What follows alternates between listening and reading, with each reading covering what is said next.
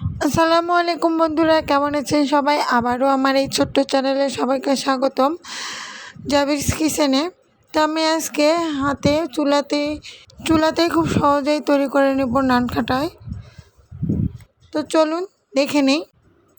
আমি এখানে 1 কাপ পরিমাণ সয়াবিন তেল নিয়ে নিচ্ছি, আর এর সঙ্গে আমি দিয়ে দেবো 1 চা চামচ পরিমাণ ঘি।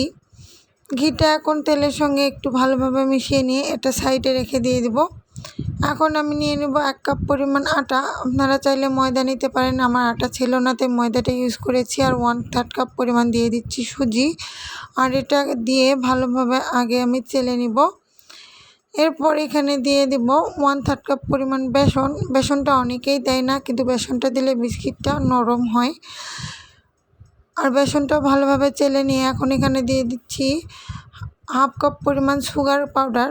এখানে চিনি ইউজ করা যাবে না, সুগার পাউডারটাই দিতে হবে, কারণ চিনি সহজে এর সঙ্গে গলবে না। আর দিয়ে দিব 1/4 কাপ পরিমাণ গুঁড়া দুধ।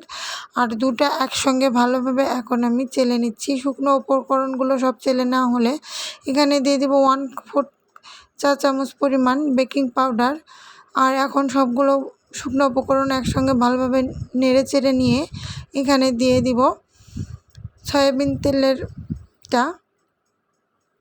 এখানে তেল দিয়েই ডোটা তৈরি করে নিতে হবে, কোনো প্রকার পানি ইউজ করা যাবে না। যদি ডোটা একটু শক্ত মনে হয় তাহলে আপনারা সামান্য পরিমাণ লিকুইড মিল্ক ইউজ করতে পারেন। ওটাকে 10 মিনিটের জন্য রেস্টে দিয়ে আমি একটি মাঝারি ধরনের প্লেট নিয়েছি আর তেল ব্রাশ করে দিয়ে দিচ্ছি ভালোভাবে।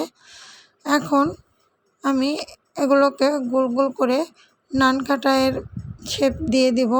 আপনারা চাইলে 4 কোনা করেও নিতে পারেন, যে যেভাবে ইচ্ছা সেভাবেই এটা শেপ দিয়ে দিতে পারেন।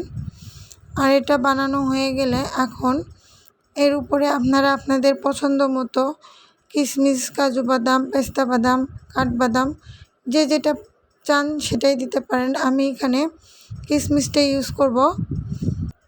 আমার এই রেসিপি আপনাদের ভালো লাগলে অবশ্যই আমার চ্যানেলটি সাবস্ক্রাইব করার অনুরোধ রইল। আর যারা সাবস্ক্রাইব করেছেন তাদেরকে অসংখ্য ধন্যবাদ। এখন একটি ফ্রাই প্যানে স্ট্যান্ড দিয়ে এটাকে আমি 30 মিনিটের জন্য বসিয়ে দেব, চুলায় বসিয়ে দেব বেক হওয়ার জন্য।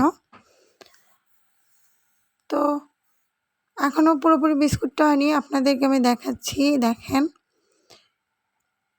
তো 30 মিনিট পরে আমার বিস্কিটটা পুরোপুরি রেডি হয়ে গিয়েছে। এখন আমি এটাকে ঠান্ডা করে উঠিয়ে নেব। গরম অবস্থায় উঠানোর কখনোই চেষ্টা করবেন না, গরম অবস্থায় উঠাতে গেলে এটা কিন্তু ভেঙে যাবে। তো আজকের মতো বিদায় নিচ্ছি বন্ধুরা, দেখা হবে আবারও নতুন কোনো রেসিপি নিয়ে। আল্লাহ হাফেজ।